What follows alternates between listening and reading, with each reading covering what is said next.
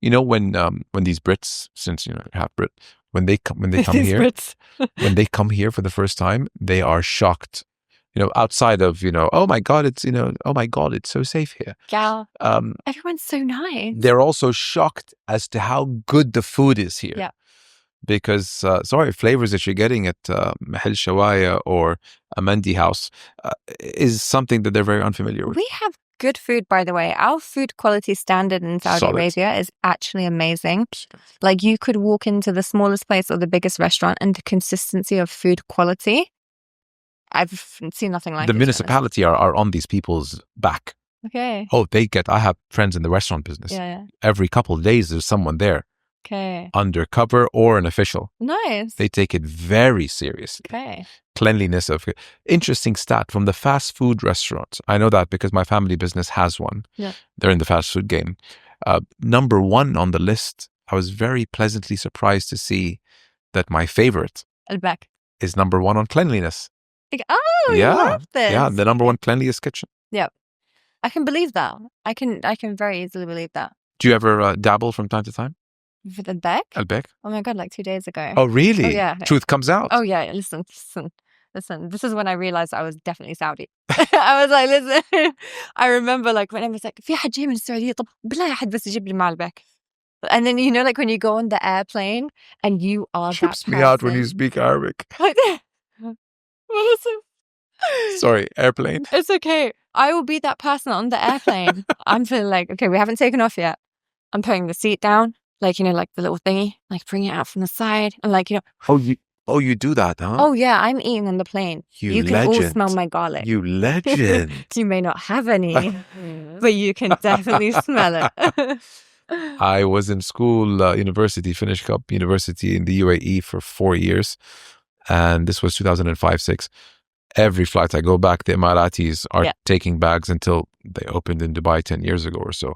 But I mean, I've seen people take it to London as well. This franchise. I have terrible friends apparently. And ما كان يوصل لي. Like I would just get like the paper bit and be like, okay. Shawarma too. Shawarmas are phenomenal. Yes. Some good ones in town. Yes. But you had me at Bukhari. Damn, I'm hungry. Food is always a good subject. Food It is always great. And I really love with my friend Mayada Badr, who heads the Culinary Arts Commission.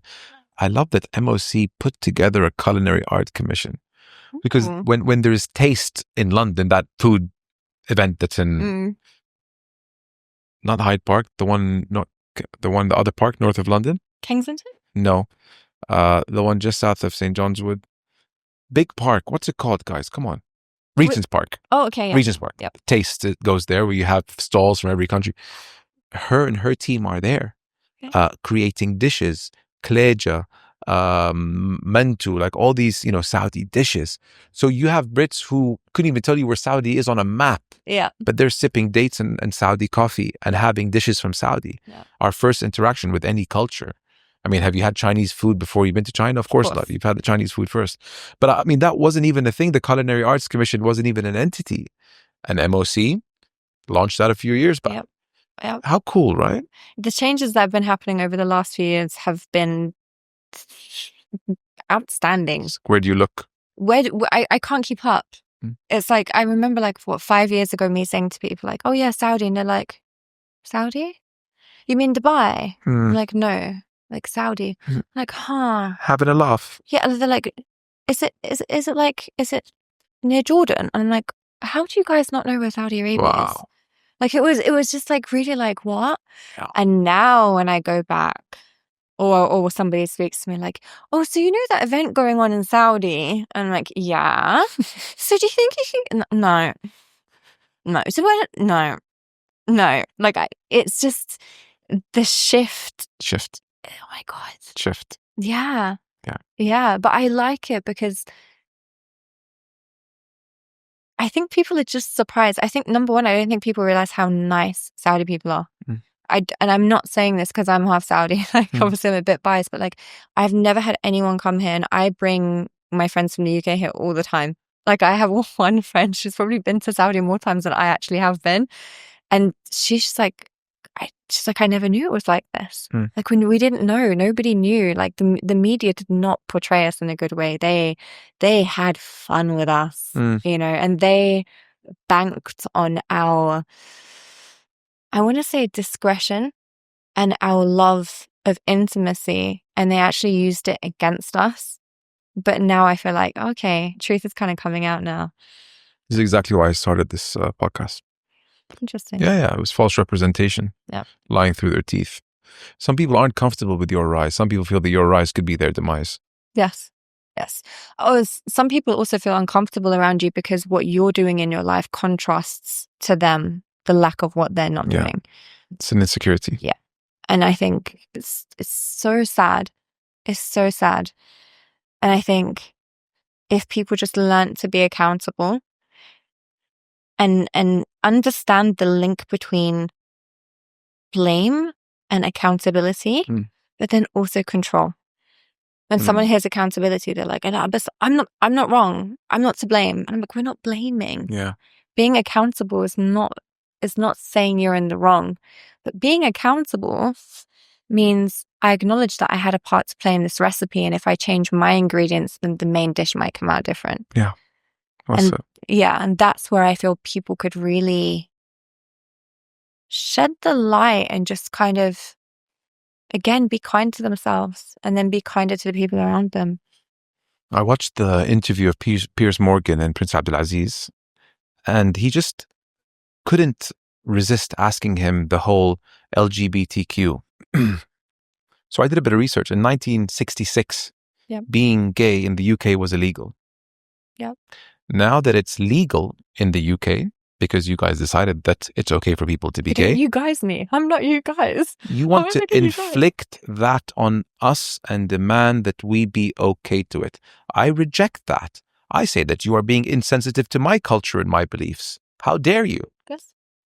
But you see the whole holier than thou position that because now you are okay, well, are gay fans going to be allowed to? Since when did you start the world? Yeah. And Qatar got a lot of stick during the World Cup. You know, are gay fans going to be allowed? Are you going to be allowed to drink? Respect the local laws and culture. And you know what? God gave Qatar the best World Cup final ever. And how much did it piss off everyone that never wanted the World Cup to be there? I actually went to that World Cup and I was so impressed gays with go? it. You went, huh? I went. I was so impressed. Obviously. I think, correct me if I'm wrong, but I think there was also something about someone saying, oh, like, well, you know, it's not fair for the football fans. They can't drink in the stadium. And I think shockingly, I may be wrong because it's quite shocking to think about it, but I think it was actually the French that came out and said, well, we don't have alcohol in our stadiums anyway, so what difference would it make? Yeah. But then again, it goes back to the whole copy-paste mentality. Yeah. So now this isn't just on a society level. It's like it's a global level. So because one society has decided that this is what they want to do and what they want to implement, or where they're at in their journey, they want to come and implement it onto us. But again, what can we learn from this? We can learn that it's just a repeat of behavior. Yeah. And we might be doing it in our life somewhere as well. So let me figure out what I'm doing it and stop that cycle. And the only thing I can really do as well is be accountable for myself and also be a good example. You know, if someone wants to steer the conversation into something that they feel like, oh, I'm going to get you on this one. You guys haven't got anything to say on it. I'd be like, oh, hold on a second. Hold your thought. You know, you can have that thought, but let me show you everything else. And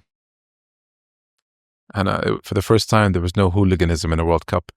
The English fans behaved. I wonder why, because they weren't drinking on the grounds. Now, domestic leagues, Premier League, French League, Spanish League, they do offer drinks, but in the biggest league in Europe, which is the UEFA Champions League, there's no alcohol on premise. So, excuse me if there's going to be a World Cup where there's no alcohol. And it was actually great. It was more of a family outing. Yes, definitely. So come to think of it, that's exactly how I want the Saudi 2034 World Cup to roll out. I don't want us to bend over backwards for them. No, this is our local laws and customs, and we won the World Cup fair and square. Whether someone didn't bid against us or not has nothing to do with us. And it worked really well in Qatar. I didn't go, but a lot of my friends went. My twins were being born that week. I think they were born the day after we beat Argentina 2-1. Any chance I get to plug that in? I mean, must be the reason why as well. What a day that was, huh? That was insane. That was actually insane.